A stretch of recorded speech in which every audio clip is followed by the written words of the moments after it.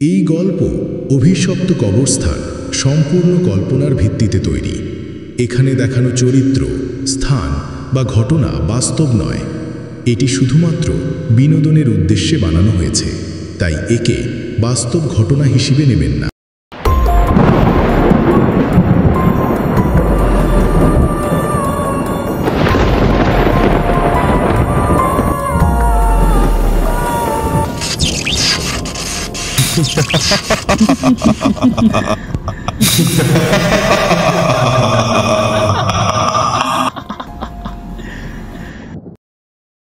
রাত তখন গভীর। গ্রামের চারপাশে নিস্তব্ধতা নেমে এসেছে। কেবল মাঝে মাঝে দূর থেকে শেয়ালের ডাক ভেসে আসছে। একটি ভাঙা কবরস্থানের পথ ধরে ধীরে ধীরে চলেছে এক লোক। তার হাতে ম্লান আলো জ্বলছে, একটি পুরনো লণ্ঠন। কবরস্থানের চারপাশে বাতাস যেন হঠাৎ করেই ঠান্ডা হয়ে গেল। শুকনো পাতা মাটিতে খসখস শব্দ তুলছে। চারিদিকে অদ্ভুত সাদা কুয়াশা ভেসে বেড়াতে শুরু করল। হঠাৎ মাটির নিচ থেকে ফিস ফিস শব্দ ভেসে এলো।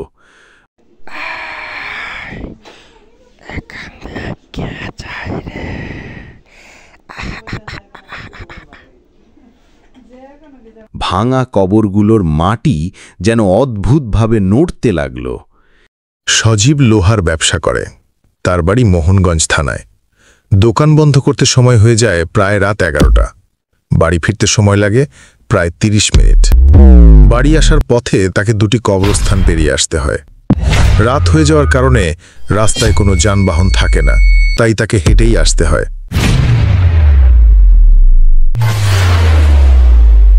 প্রতিদিনের মতো সেদিনও সজীব বাড়ি ফিরছিল। সময় তখন রাত প্রায় 11:05। রাস্তা একেবারে নীরব, নিস্তব্ধ, কোনো যানবাহনের দেখা নেই। সজীব একা একাই হাঁটছিল।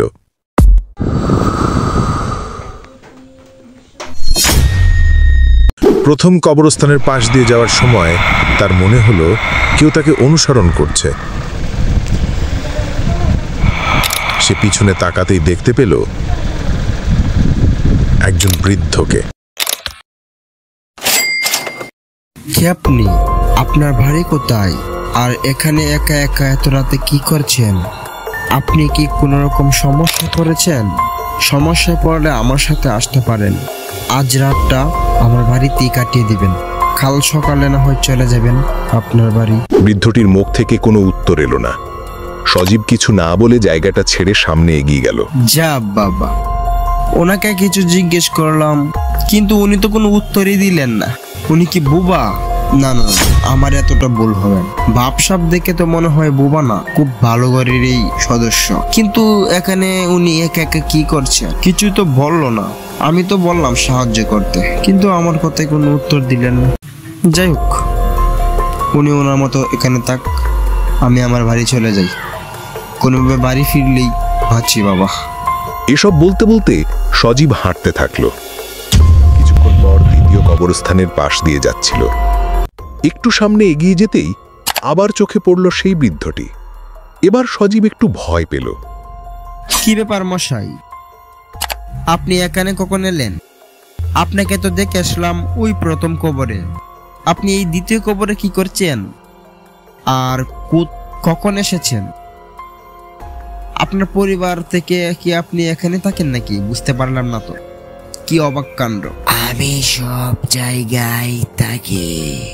আমি পরিবার ছেড়ে কবরস্থানে বসবাস করি। আমার কবরস্থান খুব পছন্দ। এসব কি বলছেন? আমার সাথে মজা করছেন আপনি? এই মশাই, আপনি আমার সাথে মজা করছেন কেন? আমার বাড়ি চলুন আমার সাথে। আপনি বিপদে পড়েছেন সেটা আমি বুঝতে পারছি। আপনি আমার বাড়ি চলুন। বৃদ্ধ কিছু না বলে হাতে ইশারা করল। সজীব তাকিয়ে দেখল একটি শিয়াল অন্য একটি শিয়ালকে ছিঁড়ে ছিঁড়ে খাচ্ছে। শিয়ালটি খুব ভয়ঙ্কর, তার চোখ থেকে যেন আগুন জ্বলছে। হঠাৎ করে শিয়ালটি অদৃশ্য হয়ে গেল। সজীব আবার বৃদ্ধটির দিকে তাকালো, কিন্তু সেখানে আর কাউকে দেখা গেল না। বৃদ্ধটিও নেই। সজীব এক চিৎকার দিয়ে দৌড়ে বালির দিকে চলে গেল। ঘরে ঢুকে এক গ্লাস পানি খেল, তারপর ঘুমিয়ে পড়ল। হঠাৎ ভোর রাতে প্রায় 4টের সময় একটি শিশুর কান্নার শব্দে তার ঘুমও ভেঙে গেল। সে দরজা খুলে বাইরে এলো, কিন্তু কিছুই দেখতে পেল না।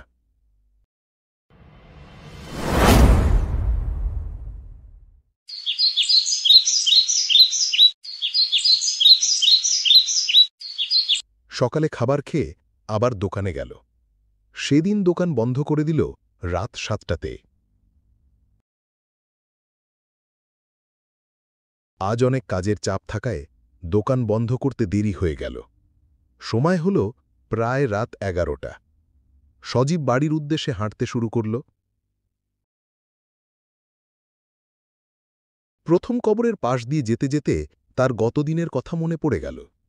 সে জোরে জোরে হাঁটা শুরু করল।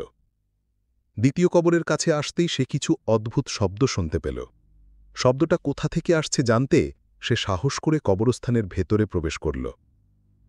ভেতরে ঢুকেই যা দেখল তাতে তার রক্ত হিম হয়ে গেল। সেই বৃদ্ধ কবর খুঁড়ে মৃত লাশ বের করছে এবং তা খাচ্ছে। তার চোখ লাল হয়ে গেছে, মুখ দিয়ে রক্ত ঝরছে। এসব দেখে সজীব প্রাণপণে দৌড়ে বাড়িতে ফিরে এলো। ছেলেটির নাম সজীব। সজীব যাচ্ছে তার মামার বাড়িতে। সজীবের বাড়ি মোহনগঞ্জ থানা, গ্রাম গজিয়ারচর। তবে বর্তমানে সবাই জায়গাটি বামের চর নামে চিনে। সবাই এক নামে চিনে বামের চরটাকে। সময়ের সাথে সাথে গ্রামটি হয়ে ওঠে পরিবর্তন। সজীব বর্তমানে একটি খাটের ঘরে চেয়ার টেবিল তৈরির কাজ করে। তবে সজীব কার্টুন অ্যানিমেশন বানাতে খুব পছন্দ করে। সজীব পড়াশোনার পাশাপাশি কাঠের কাজ করে থাকে। সজীব তার মামার বাড়িতে গিয়েছিল, তখন তার বয়স ছিল মাত্র 6 বছর। সজীবের মামার বাড়ি হাওড় অঞ্চলে। সজীব ভ্যান থেকে নেমে ভ্যানওয়ালাকে তার ভাড়া দিয়ে তাকে বিদায় করলো। ও মামা, কোথায় গেলে গো সব? ঘর থেকে আস্তে আস্তে সজীবের মামা বেরিয়ে আসলো। কেমন আছো মামা? তোমার মামি মারা যাওয়ার পর থেকে আমাদের দিন কোনোভাবে কাটছে বাবা। তুমি কেমন আছো বাবা? বাড়ির সবাই ভালো আছে তো? হ্যাঁ মামা, আমিও ভালো আছি, বাড়ির সবাই ভালো আছে। হ্যাঁ বাবা। সজীব, ঘরের ভিতরে এসো। সজীব ঘরের ভিতরে প্রবেশ করলো। ঘরের ভিতরে এসে সজীব খেয়াল করলো পরিবেশের ঠিক তেমন পরিবর্তন নেই। কিরে অপূর্ব, তোর পড়ালেখা কেমন চলছে? ফাঁকিটাকি দিচ্ছিস না তো? না দাদা, পড়ালেখা ভালোই চলছে, কোনো পাখিটাকে দিচ্ছে না। ও, ভালো কথা। তা তোর পিএসসি রেজাল্ট কত এসেছিল? পয়েন্ট? জিপিএ 5।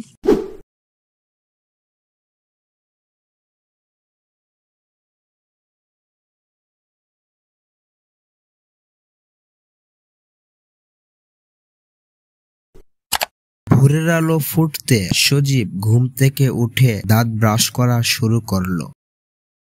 বিকালে সজীব তাদের গ্রামে ঘুরতে যায়।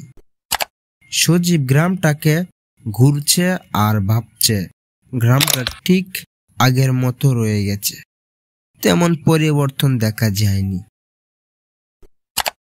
ঘুরতে ঘুরতে সজীব চায়ের একটি দোকানে এসে বসল। সবাই সজীবকে দেখে এক দৃষ্টিতে তাকিয়ে রইল, যেন এক অচেনা মানুষ। তুমি কে বাবা? তুমি কি এ গ্রামে নতুন এসেছ? তোমাকে তো এ গ্রামে আগে কখনো দেখিনি বাবা। আমার নাম সজীব। আমি অনেক আগে এ গ্রামে এসেছিলাম। আমার বয়স ছিল 6 বছর। এখন আমি অনেক বড় হয়ে গেছি, তাই আপনারা আমাকে চিনতে পারছেন না। আমার মায়ের নাম শ্যামলী। ও বাবা, তুমি কি শ্যামলীর ছেলে? হ্যাঁ, আমাকে চিনতে পেরেছেন? আমি শ্যামলীর ছেলে। কেমন আছেন আপনি? আপনার শরীর সুস্থ আছে? হ্যাঁ বাবা, আমার শরীর সুস্থ আছে। এখন বয়স হয়েছে তো, তাই একটু হাঁটতে সমস্যা হয়।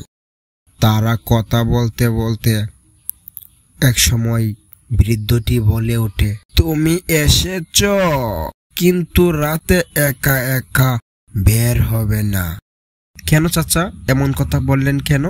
রাতে কি হবে বের হলে? বৃদ্ধটি কিছু না বলে চলে গেল। এরপর সজীব বাড়িতে চলে আসে। দোকানে চাচাটা এমন বলল কেন? রাতে একা একা বের হলে কি হবে? কিছুই তো বললো না। রাতে একা বের হলে কি আর হবে? চাচাটার বয়স হয়েছে অনেক, তাই মুখের চোটে কি বলতে কি বলে ফেলেছে, নিজেই হয়তো জানে না। ওহ, এটা নিয়ে চিন্তা করার কিছু নেই।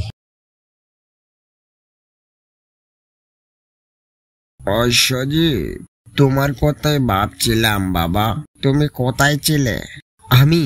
আমি একটু চায়ের দোকানে গিয়েছিলাম মামা। ঘুরতে ঘুরতে একটা চায়ের দোকানে গিয়ে বসলাম।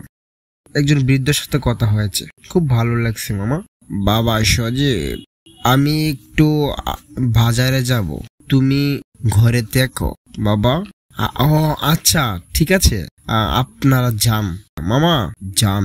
আমি একা একা থাকতে পারবো, সমস্যা হবে না। তুমি সন্ধ্যা হলে ঘরের দরজা বন্ধ করে দিও বাবা। এরপর সজীবের মামা চলে যায়।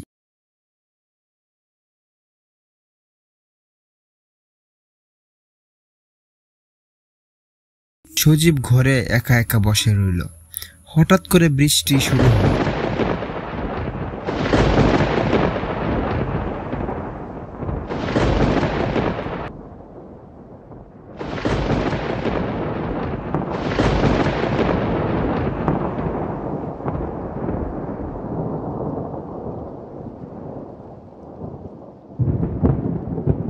সজীব শুয়ে পড়ল। শুয়ে শুয়ে ভাবছে চায়ের দোকানের কথা। তুমি এসেছ, কিন্তু রাতে একা একা বের হবে না। কেন চাচা এমন কথা বললেন কেন? রাতে কি হবে বের হলে? হঠাৎ করে ঘুমিয়ে পড়ল সজীব। হঠাৎ দরজায় টোকা দিল। সজীব ভাবছে তার মামা এসেছে।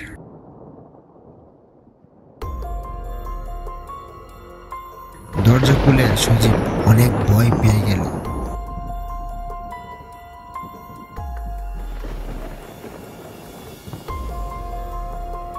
সে দেখতে পেল একটি ভয়ঙ্কর কালো ছায়া। ছায়াটি চোখ লাল, যেন মনে হচ্ছে দুইটি আগুন জ্বলছে। দাঁতগুলো অনেক বড় বড়। তার জিহ্বা বেরিয়ে আসলো তার পেটের নিচে। তার জিহ্বাটা ছিল অনেক বড়।